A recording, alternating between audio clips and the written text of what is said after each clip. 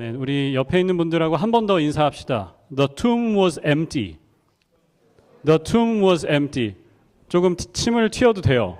The tomb was empty. 이렇게 다시 한번 옆에 있는 분을 돌아보시고 인사하겠습니다. The tomb was empty. 좋습니다. 무덤이 비어 있었습니다. 할렐루야. 무덤이 비어 있었어요. 살면서 우리에게 죽음을 맛보게 해주는 것들이 있습니다. 병원에 가면 스트레서라고 하는 것, 우리에게 스트레스를 유발하는 것들이 있는데 또 우리를 절망하게 하고 여기가 끝인가 벽을 느끼게 하는 것들이 있는데요. 그때마다 우리가 선포하는 줄을 믿습니다. The tomb was empty. Jesus has overcome. 아멘. 네, 저 혼자라도 그 문제들도 여러분이 씨름하는 어떤 것이든 빈 무덤으로 밝혀질 줄을 믿습니다. 우리가 이기고 우리가 넘어설 것입니다. 하나님께서 그렇게 하실 거예요. 그래서 우리가 같이 인사했습니다. 주님이 부활하셨습니다. He is risen. He is risen indeed. 미국의 명절은 아니지만 이런저런 날들이 많이 있어요. College Colors Day라는 날이 있습니다. 남부에서는 그 NFL 팀이 많이 없어서 칼리지 풋볼이 더 사실은 사람들이 많이 좋아하고 인기가 많아요. 그 시즌이 시작하는 시점에 여름 그 방학이 끝나고 이제 가을 그 풋볼 시즌이 시작하는 시점에 맞춰서 이 칼리지 컬러스 데이가 있습니다. 자기가 응원하는 팀의 이제 저지를 입고 학교에도 오고 그 일터에도 오는 재밌는 날이죠. 몇 년 전 이 칼리지 컬러스 데이에 플로리다에 사는 한 초등학생이 있었는데 자기가 응원하는 대학교의 옷을 입고 가고 싶었어요. 형편이 어려워서 그 옷을 살 수가 없었습니다.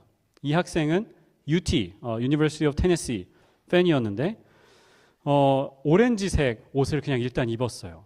UT의 옷을 입을 수는 없고 오렌지 옷을 입고 오렌지 옷만 입으면 헷갈릴 수 있으니까 그 위에다가 종이를 붙였습니다. UT라고 써서 자기가 크게 글씨를 써가지고 붙였어요. 사진이 있는데 이게 어떤가요?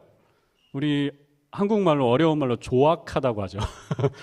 조잡함을 넘어서 조악한 퀄리티의 이 UT 셔츠를 입고 갔어요. 자기 딴에는 I'm proud of myself 이러면서 학교에 갔는데 학교에 갔더니 친구들이 놀리는 거예요. 이게 뭐야 이러면서 이걸 입고 왔다고 다 놀렸어요. 이걸 본 선생님이 이 옷 사진을 찍어서 인터넷에 올리면서 이 아이에게 UT 옷을 하나 사주고 싶은데 혹시 UT 학교에 다니거나 직원이신 분들 있으면 도움을 받고 싶다는 포스트를 올렸습니다. 그런데 이 사진이 바이럴이 되면서 사람들의 도네이션이 쏟아지기 시작했습니다. 마지막에는 UT, 이 테네시 대학교가 이것을 알게 되었어요. 그리고 학생의 디자인을 진짜 로고로 만들어서 티셔츠에다가 찍어서 팔기 시작했습니다.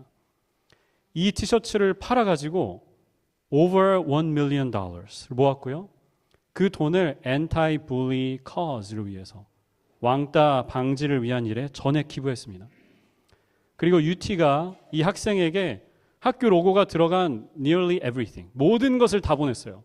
티도 보내고 모자도 보내고 신발도 보내고 물컵도 보내고 다 보냈어요. 그러면서 만일 나중에 대학에 갈 때 우리 학교에 오게 되면 4년 동안 전액 장학금을 주겠다고 약속을 했어요. 이 UT 팬 어린이에게는 꿈이 이루어진 거예요. 하루아침에. 저는 이 티셔츠 디자인에 정말 감동받았습니다.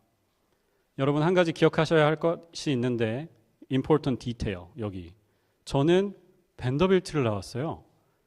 아시는 분들은 아시겠지만 저는 저 UT 오렌지색을 극혐하는 사람입니다. 우리하고 라이벌이죠. 제가 저 오렌지색이 너무 싫어했는데 일리노이에 이사 왔더니 세상에 또 다른 오렌지가 저를 기다리고 있었어요. 그런데도 이 이야기가 정말 감동이죠. 저 디자인이요, 아이가 그렸던 그대로 로고로 만들었어요. 로고를 하나 만드는데 얼마나 많은 돈과 시간을 들이는지 여러분 아십니까? 그런데 아이가 그냥 아침에 일어나서 쓱쓱 그린 그 로고를 사용해서 옷을 만든다는 것, 정말 굉장한 일입니다. 오늘 로마서 말씀이 이렇게 말씀했습니다. 예수를 죽은 사람들 가운데서 살리신 이의 영이 여러분 안에 살아계시면 여러분의 죽을 몸도 살리실 것입니다. 하나님은 우리의 몸을 포기하지 않으십니다. 우리의 몸을 버리지 않으십니다. 저는 우리에게도 같은 은혜가 있다고 생각합니다.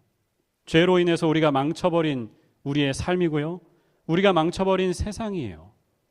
그런데 부활하신 주님은 우리도 회복하시고 이 세상도 회복하시는 줄을 믿습니다. 저는 이 말씀, 여러분의 죽을 몸도, your mortal bodies, 저는 이 말씀이 죽을 몸, 우리의 인간적인 연약함에 대한 가장 분명한 고백이라고 생각합니다. 우리 몸은 죄에 쉽게 넘어지죠. 유혹에 빠지죠. 마음은 원하는데 우리의 몸이 약해서 혹은 몸이 악해서 순종하지 않으려고 합니다. 하나님의 통치를 거부하기도 합니다. 이 모든 것들이 담긴 말 한마디가 바로 우리의 죽을 몸이라는 말입니다. 너희의 죽을 몸. 그런데 놀라지 마십시오. 하나님께서 그 몸을 살리겠다고 하십니다. 성경은 놀랄 만큼이나 이 몸에 집착합니다. 몸의 부활. 몸은 죽고 없어지고 영혼만 구원하면 될 것인데, 몸은 어차피 악하고 연약한 것인데 하나님은 그 몸에 집착하리만큼 몸에 집중하세요. 예수님도 몸으로 부활하셨습니다. 영혼으로 혹은 귀신으로 잠깐 다시 돌아오신 게 아니죠. 제자들하고 앉으셔서 생선도 드셨고 떡도 드셨고요. 도마라는 제자에게는 예수님이 초대하셨어요. 자, 여기 손가락 넣어보거라.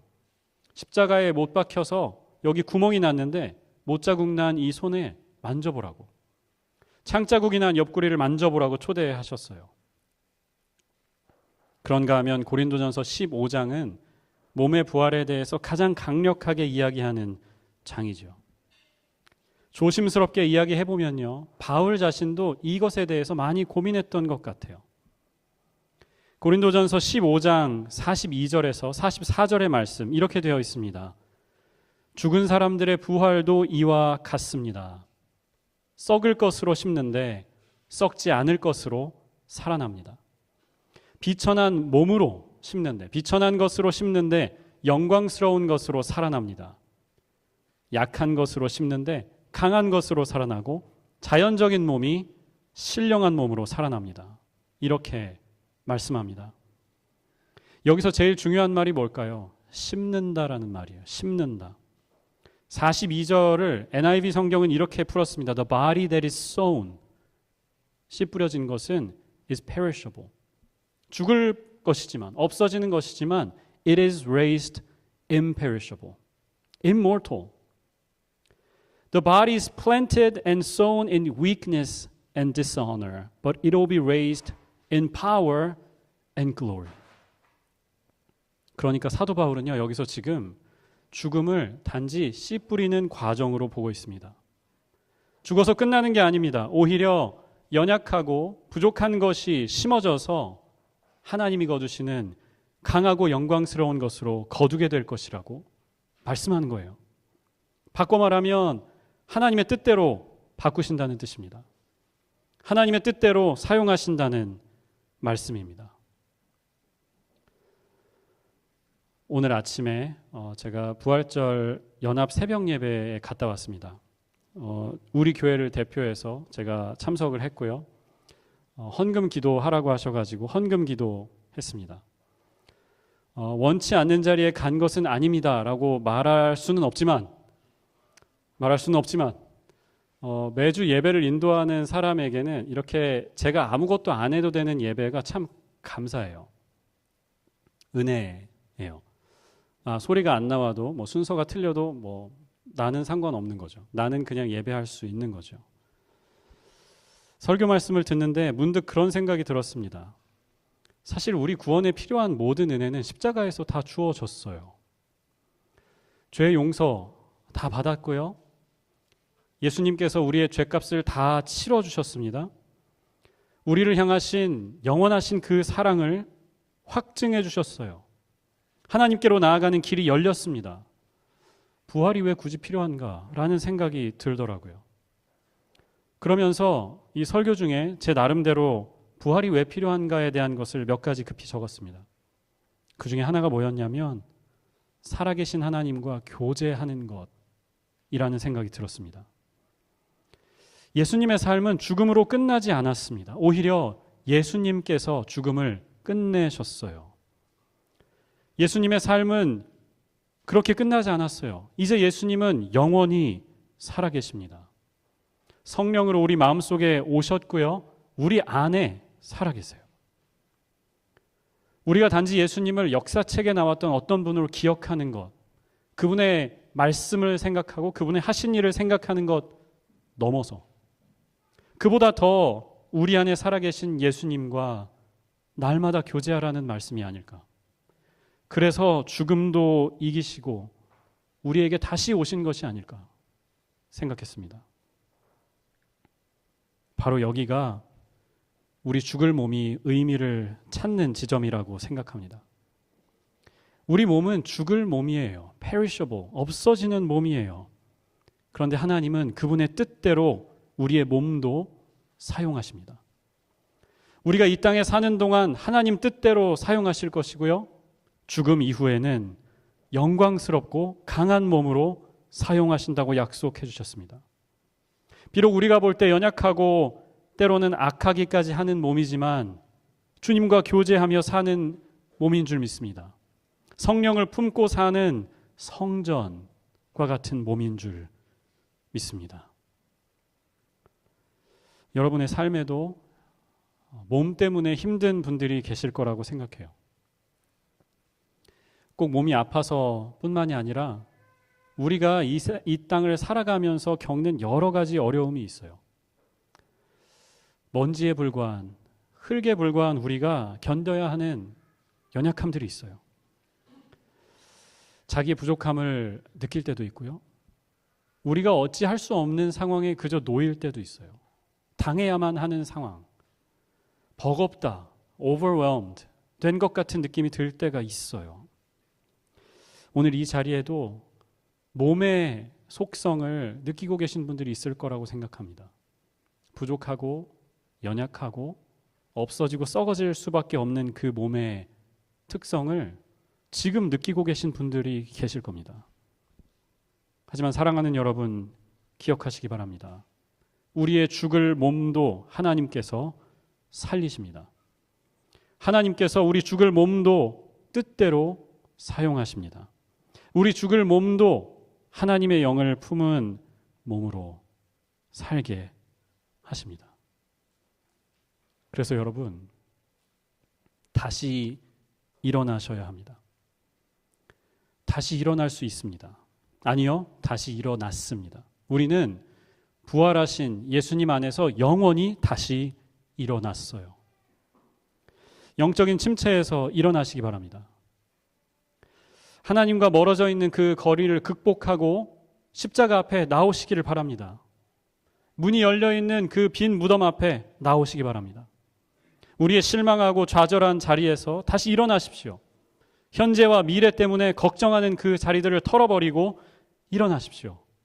아픈 자리에서 일어나십시오. 주님을 살리신 이의 영이 우리 안에 거하십니다. 여러분 안에 거하시고 제 안에 거하십니다. 그분이 우리의 삶을 일으키십니다. 자리를 털고 일어나서 하나님을 높이고 그분의 뜻대로 쓰임받는 삶, 제자의 삶을 다시 사는 우리가 되기를 주님의 이름으로 축복합니다. 기도하겠습니다.